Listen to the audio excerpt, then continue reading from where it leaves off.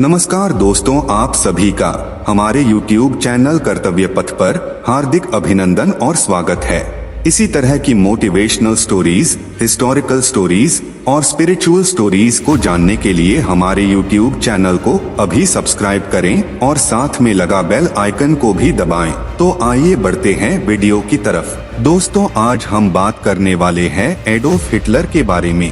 Adolf Hitler 1889 से 1945 एक German राजनेता और तानाशाह थे, जो राष्ट्रीय समाजवादी जर्मन वर्कर्स पार्टी के नेता के रूप में सत्ता में आए, जिसे आमतौर पर नाजी पार्टी के रूप में जाना जाता था। उनकी कहानी विश्व इतिहास में सबसे बदनाम और दुखद है, क्योंकि उन्होंने द्वितीय विश्व युद्ध के दौरान और उसके दौरान होने वाली घटनाओं में एक केंद्रीय भूमिका निभाई थी, साथ ही प्रलय, जिसमें लाखों निर्दोष लोगों की व्यवस्थित हत्या कर दी गई थी। Early life. एडोल्फ हिटलर का जन्म 20 अप्रैल 1889 को ऑस्ट्रिया हंगरी, अब ऑस्ट्रिया के ब्रॉनो इन में हुआ था। वह लिंज में बड़ा हुआ और बाद में वियना चला गया, जहां उसने एक कलाकार के रूप में जीवन बनाने के लिए संघर्ष किया। Military service. प्रथम विश्व युद्ध के दौरान हिटलर ने जर्मन सेना में एक सैनिक के रूप में कार्य किया। युद्ध के दौरान उनके अनुभवों, दुख और तबाही के साक्षी सहित ने उनकी राजनीतिक मान्यताओं को आकार देने में महत्वपूर्ण भूमिका निभाई। Rise to power. युद्ध के बाद हिटलर जर्मन वर्कर्स पार्टी में शामिल हो गया, जो बाद में national socialist German workers party Nazi party बन गया। वह जल्दी से रैंकों के माध्यम से उठे और पार्टी के नेता बन गए। उन्होंने 1923 में बियर हॉल पुट्स के रूप में ज्ञात एक असफल तख्तापलट के माध्यम से सत्ता को जब्त करने का प्रयास किया। में कम्फ।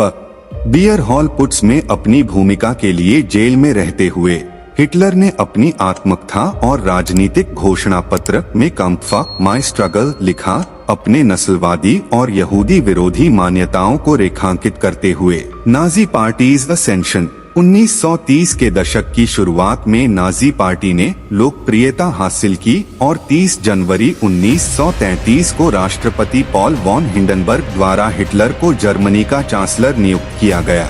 इसने उनकी तानाशाही की शुरुआत को चिह्नित किया। Totalitarian rule.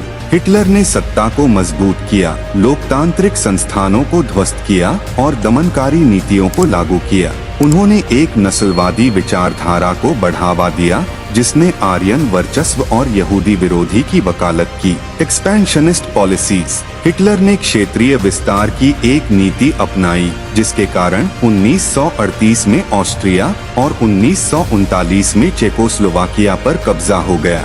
World war 2। 1939 में जर्मनी ने द्वितीय विश्व युद्ध की शुरुआत का संकेत देते हुए पोलैंड पर आक्रमण किया। हिटलर की सेनाओं ने फ्रांस और सोवियत संघ सहित यूरोप के अधिकांश हिस्सों पर विजय प्राप्त की। हॉलोकॉस्ट।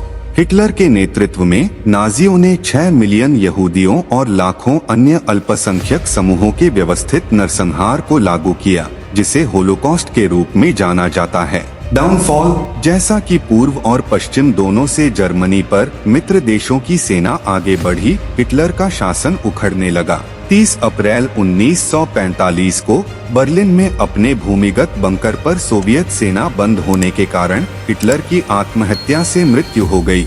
लेगेसी। एडोल्फ हिटलर के कार्यों और नीतियों के परिणामस्वरूप लाखों लोगों की मृत्यु और पीड़ा हुई और दुनिया पर एक स्थायी निशान छोड़ गया। द्वितीय विश्व युद्ध के बाद नूरनबर्ग ट्रायल ने अपने कई शीर्ष अधिकारियों को मानवता के खिलाफ युद्ध अपराधों और अपराधों के लिए जिम्मेदार ठहराया।